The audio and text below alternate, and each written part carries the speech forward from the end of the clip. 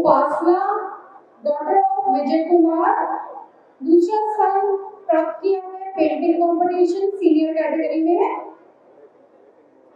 जोरदार तालियां।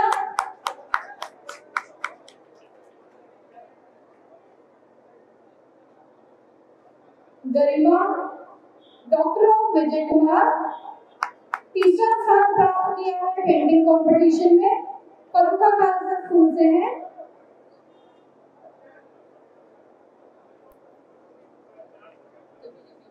Junior category Shivam son of Harvinder पहला स्थान प्राप्त किया है इन्होंने पेंटिंग कंपटीशन में।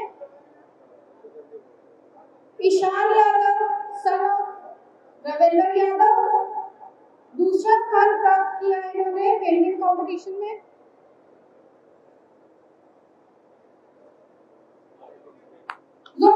जोरदार तालियां। तालियों की आवाज नहीं आ रही। अंजलि डॉटर ऑफ नीरज कुमार तीसरा स्थान प्राप्त किया है इन्होंने पेंटिंग कंपटीशन में। अब भाषण कंपटीशन के विनर्स को पुरस्कार दिया जाएगा। Senior category Nisha daughter of Sachin Kumar इन्होंने पहला स्थान प्राप्त किया है।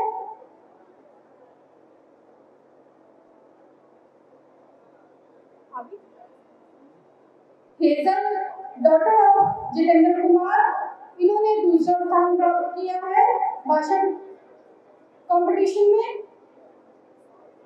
Jasmine daughter of Gurvinder Singh इन्होंने तीसरा स्थान प्राप्त किया है। जोरदार तालियां। सिर्फ तालियां नहीं सुनाई दे रही। जूनियर कैटेगरी में काव्या मीना डॉटर ऑफ सचिन पहला स्थान प्राप्त किया है। हरियाणा की बेटियों ने कमाल कर रखा है। तनिष्का मीना डॉटर ऑफ मनीष कुमार दूसरा स्थान प्राप्त किया है।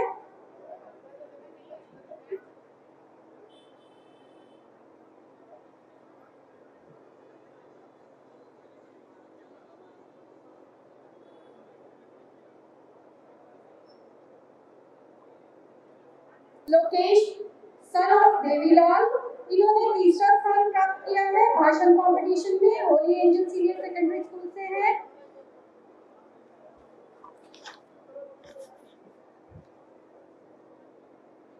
जिन बच्चों ने आज अपनी प्रस्तुति दी है उनको भी हमारे माननीय सांसद राज्यसभा श्री कार्तिकेय शर्मा जी और माननीय विधायक असीम गोयल जी के द्वारा सम्मानित किया जाएगा। सबसे पहले आएंगी मानसी रावत डीएवी स्कूल रिवरसाइड।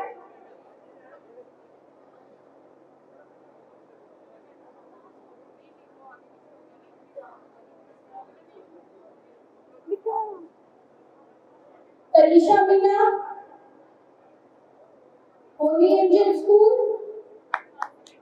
जोरदार तालियां इन बच्चों के लिए। इतनी प्यारी प्यारी प्रस्तुतियां आज आपको दिखा दी है इन बच्चों ने, तो इनके लिए जोरदार तालियां तो बनती हैं। ग्रुप परफॉर्मेंस भांगड़ा का जो हुआ था मापिका समीक्षा तान्या नीरू मुस्कान प्रीति निमिषा प्रज्ञा दिव्या कविता।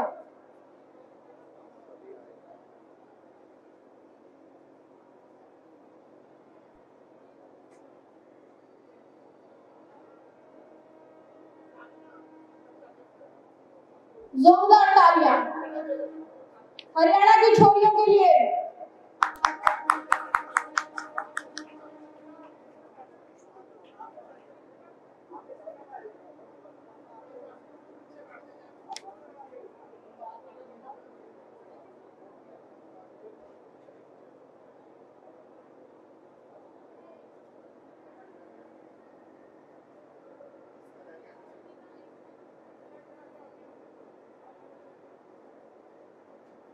एक बार और जोरदार तालियां हो जाए।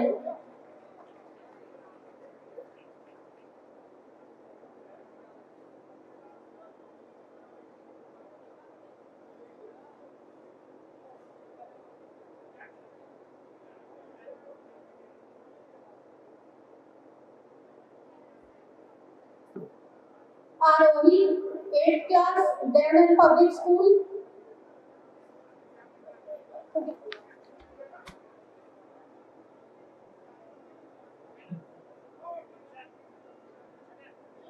जोरदार तालियां हमारी झांसी की रानी के लिए।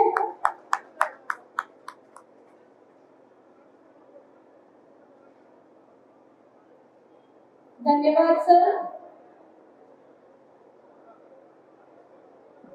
अब मैं अनुरोध करूंगी माननीय विधायक असीम गोयल जी का। खूबसूरत खुदा ऐसे लोग कम बनाते हैं, जिन्हें ऐसा बनाया है वो आज हमारी महफिल में आए हैं। अब मैं आमंत्रित करूंगी हमारे माननीय सांसद राज्यसभा श्री कार्तिकेय शर्मा जी का कि वो मंच पर आए और हमारा गौरव बढ़ाएं। जोरदार तालियां।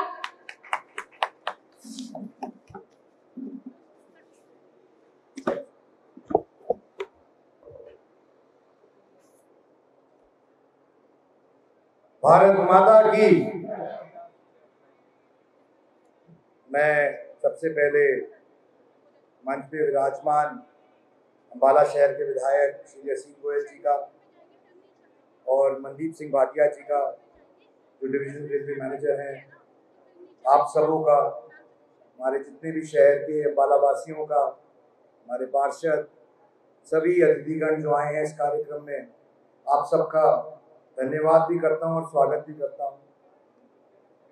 देखिए, अम्बाला मेरा घर है, अम्बाला मेरी कर्म भूमि भी है, मैं यहाँ पढ़ा भी हूँ और अम्बाला वासियों ने हमेशा मुझे प्यार दिया है।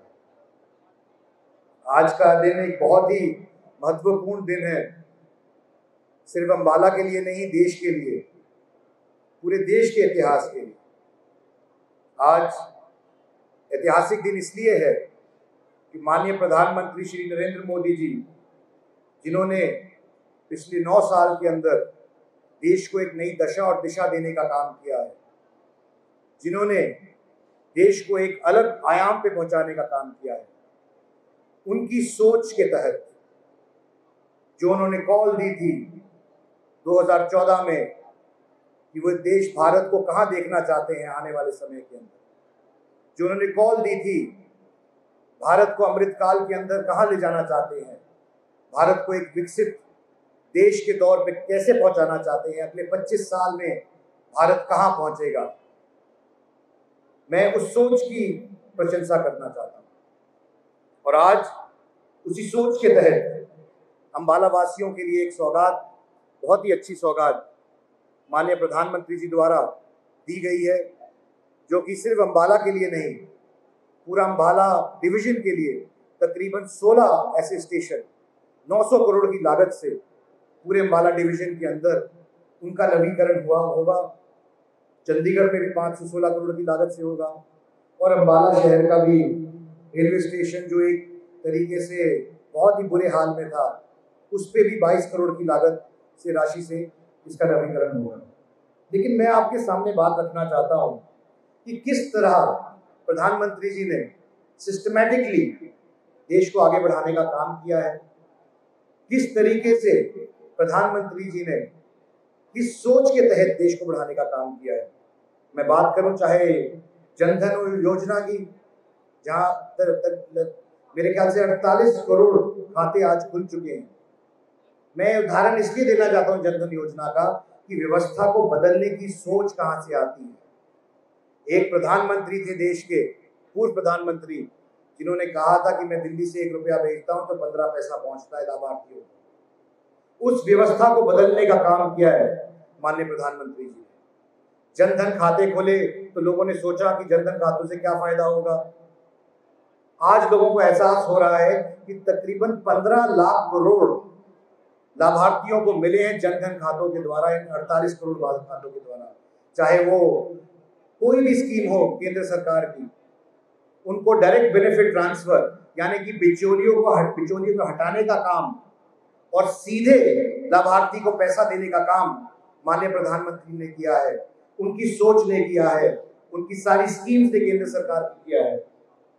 मैं सिर्फ इतना ही नहीं, चाहे वो उज्ज्वला योजना हो जिसने 10 करोड़ महिलाओं को, 10 करोड़ परिवारों को तक पहुंचने का काम किया हो, जिनकी सुध कोई नहीं लेता था, चाहे वो जनधन खातों की बात करें, चाहे वो किसान समृद्धि योजना की बात करें, चाहे वो दुनिया का सबसे दूसरा बड़ा रोड नेटवर्क बनाने की बात हो, या सबसे तेजी से ग्रोइंग रेलवे नेटवर्क बनाने की बात हो, ये सब चीजें माननीय प्रधानमंत्री की सोच का नतीजा है। जो दिशा और दशा उन्होंने देश को दी है उसका नतीजा है। मैं पिछले 20 साल से दुनिया में काम के लिए, व्यवसाय के लिए जाता हूँ, ट्रैवल करता हूँ, और मैं आपको आज बताने में मुझे अत्यंत खुशी है कि जब हम अपना नीला पासपोर्ट एक भारतीय पासपोर्ट के तौर पर जब हम अपना दिखाते हैं आज, तो भारत की ख्याति अलग तौर पे देखी जाती है, भारत को अलग नजरिए से देखा जाता है, भारत के नागरिकों को अलग तरीके से देखा जाता है। ऐसा पहले नहीं होता था। इसकी जिम्मेदारी भी, इसका श्रेय भी माननीय प्रधानमंत्री जी को मिलता है। उन्होंने भारत की साख को बढ़ाने का काम किया है, विश्व के पटल पे भारत को एक अलग तरीके से रखने का काम किया है। कल ही धारा 370 की 4थी वर्षगांठ थी, और मुझे पिछले साल लाल चौक पे तिरंगा फहराने का मौका मिला था।